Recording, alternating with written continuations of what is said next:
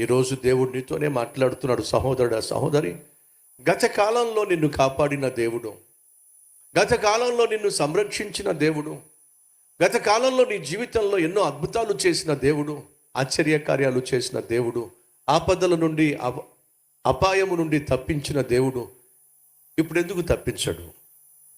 ఇప్పుడెందుకు నిన్ను కనికరించడు? ఇప్పుడెందుకు నీ కష్టాన్ని తీర్చడు? ఇప్పుడెందుకు నీ కన్నీళ్లు తొడవడు? ఎందుకు నువ్వు భయపడుతున్నావు? ఎందుకు నువ్వు దిగులు పడుతున్నావు? ఎందుకు నీ మీద నీకే విరక్తి వచ్చేసింది? దేవుని మీద ఎందుకు నీకు అనుమానం వచ్చింది? ఒకసారి ఆలోచించు. దేవుని మీద అనుమానం వస్తే, దేవుని సన్నిధికి నువ్వు దూరం అయితే ఏం జరుగుతుందో తెలుసా? నష్టపోతావు, కష్టాలు పాలైపోతావు. ప్రాముఖ్యంగా నీ మీద ఆధారపడిన నీ భార్య బిడ్డలను నువ్వు బజారుకి ఇచ్చేస్తావు. నీ మీద, నీ ఆత్మీయత మీద, నీ కష్టం మీద, నీ భక్తి మీద, నీ సంపాదన మీద ఆధారపడిన నీ భార్య బిడ్డల భవిష్యత్తు భద్రతను కోల్పోతుంది. భర్తలు వింటున్నారా? నువ్వు దేవునికి దూరం అయితే ఏమవుతుంది? అమ్మ సహోదరి, వింటున్నావా?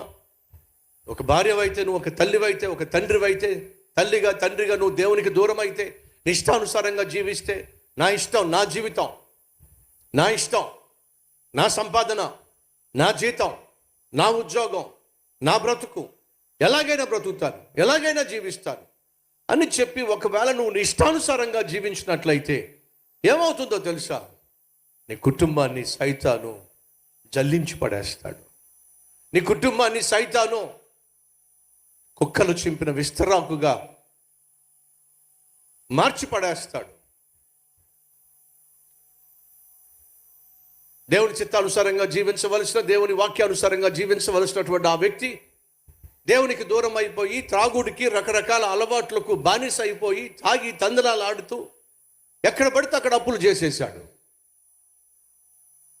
అలా అప్పులు చేసిన తర్వాత అప్పులు వాడు వచ్చి అంటున్నాడు, నీ భర్త ఇష్టం వచ్చినట్టుగా అప్పులు చేసేసాడు, 10 లక్షల వరకు అప్పులు చేశాడు,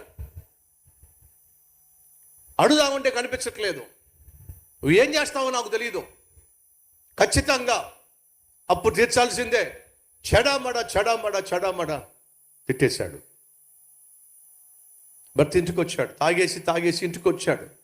భార్య చెబుతుంది, అయ్యా నువ్వు తాగడానికి లోకం మీద పడ్డావు, తాగడానికి వెళ్ళావు, ఇష్టం వచ్చినట్టుగా తాగి వస్తున్నావు, ఎక్కడ పడితే అక్కడ అప్పులు చేస్తున్నావు. ఎవరైతే నీకు అప్పు ఇచ్చాడో పలానా ఆయన ఇంటికి వచ్చి ఏమన్నాడో తెలుసా? మీ ఆయన అప్పులు చేశాడో, అప్పులు తీర్చుకుంటూ తిరుగుతున్నాడో, నువ్వన్నా తీర్చో. నేను ఎలా తీర్చుతానయ్యా, నా వల్ల ఎలా అవుతుందయ్యా అంటే ఏమన్నాడో తెలుసా?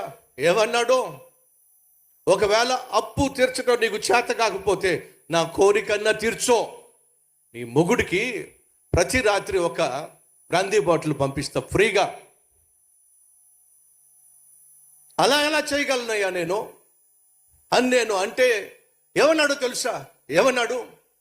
ఒకవేళ నీకు కష్టమైతే ఈడొచ్చిన నీ కూతురు ఉంది కదా, దాన్ని పంపించు, వీలైతే ఇద్దరు రండి. తండ్రి ఏమన్నాడో తెలుసా అండి? పాపిష్టోడు, ఇద్దరు వెళ్ళాల్సిందే, 2 బాటిల్ వచ్చేవి నాకు ఫ్రీగా. ఆ మాట విన్నటువంటి కూతురు వంటగదిలోకి వెళ్ళి చాకు తీసుకుని పీక కోసేసుకుందండి. తల్లి గబగబా వెళ్ళి కూతుర్ని తన ఒళ్ళోకి తీసుకుంటే ఆ కూతురు అన్నమాట ఏంటో తెలుసా? ఇలాంటి కసాయి తండ్రికి కూతురుగా ఉండడం కంటే చావటమే మేలమ్మా. ఏమర్థమవుతుంది నీకు?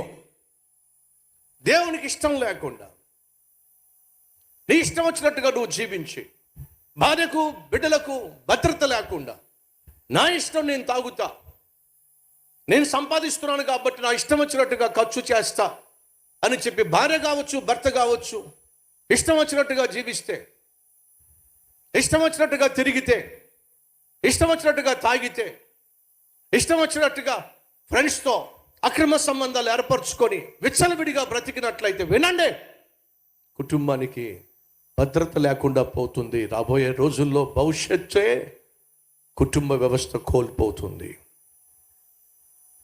ఒకరోజు ఒక సహోదరి ఫోన్ చేసింది. ఆ సమయంలో నేనే ఫోన్ తీసుకున్నా. అన్నయ్య, ఈరోజు విన్న వాక్యం నా గుండెల్ని పగలగొట్టింది అన్నయ్య. ఎంత పాపిష్టి దాన్ని అన్నయ్య, ఎంత పాపిష్టి జీవితం జీవిస్తున్నాను అన్నయ్య. దేవుడు నాతోనే మాట్లాడాడు అన్నయ్య. ఒకవేళ నేను చచ్చిపోతే తిన్నగా నరకానికి వెళ్ళిపోతాను అన్నయ్య అని ఏడుస్తూ మాట్లాడుతూ ఉంటే అడిగాను, అమ్మ దేనికోసం ప్రార్థన చేయమంటావు, ఏం చెప్పమంటావు అన్నయ్య? మా ఆయన ఒక ఇంట్లో పనిచేస్తున్నాడు, చాలా అప్పులు చేసేసాడు. వడ్డీలు కట్టలేక యజమానితో, అయ్యా కనీసం మీరన్నా నాకు ₹1 వడ్డీకి 5 లక్షల రూపాయలు ఇస్తే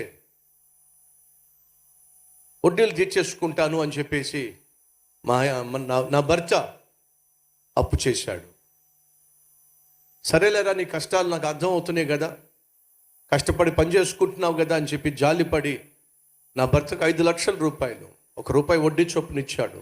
అంతకుముందు అదే డబ్బులు ₹10 వడ్డీకి తీసుకొచ్చి సంపాదన అంతా తీసుకెళ్ళి వడ్డీలకే కట్టడం సరిపోతుంది. చాలా మంచివాడు యజమాని కాబట్టి తక్కువ వడ్డీకే డబ్బులు ఇచ్చాడని చెప్పి నేను సంతోషించాను, నా భర్త సంతోషించాడు. కొంతకాలం అయిన తర్వాత యజమాని పిలిచి అన్నాడు, ఒరే, నీకు ఇచ్చిన 5 లక్షల రూపాయలు అర్జెంటుగా కావాలరా, ఏం చేస్తావో నాకు తెలీదు, త్వరగా తీసుకురా అని చెప్పి నా భర్తను తొందర చేశాడు. నా భర్త దగ్గర ₹1 లేదు. తిరిగి చెల్లించలేని పరిస్థితిలో ఆ యజమాని అన్న మాట ఏంటంటే, ఒకవేళ 5 లక్షలు తీసుకురాకపోతే ప్రతి రాత్రి నీ భార్యను తీసుకురారా, అలాగైనా అప్పు తీర్చుకుంది కానీ అని చెప్పి అన్నాడయ్యా. ఆ భార్య ఏడుస్తూ చెప్తుంది, ప్రతి రాత్రి నన్ను తీసుకెళ్ళి తన యజమాని దగ్గర వదిలిపెట్టి వస్తాడయ్యా. ఇది నా బ్రతుకు. సహోదరుడు వింటున్నావా, సహోదరి వింటున్నావా? కుటుంబానికి భద్రతను కల్పించవలసిన భర్తవైన నీవు, కుటుంబాన్ని వెలిగించవలసిన భార్యవైన నువ్వు చీకటితో చేతులు కలిపితే, అపవిత్రమైనటువంటి అలవాట్లకు నువ్వు బానిసవైతే, నీ యొక్క నీడలో బంగారంలా ఉండాల్సినటువంటి భార్య కావచ్చు, బిడ్డలు కావచ్చు, వాళ్ళ బ్రతుకో బజార్ను పడుతుంది. వాళ్ళ ఆఖరికి భ్రష్టమైన పనులు చేయాల్సి వస్తుంది.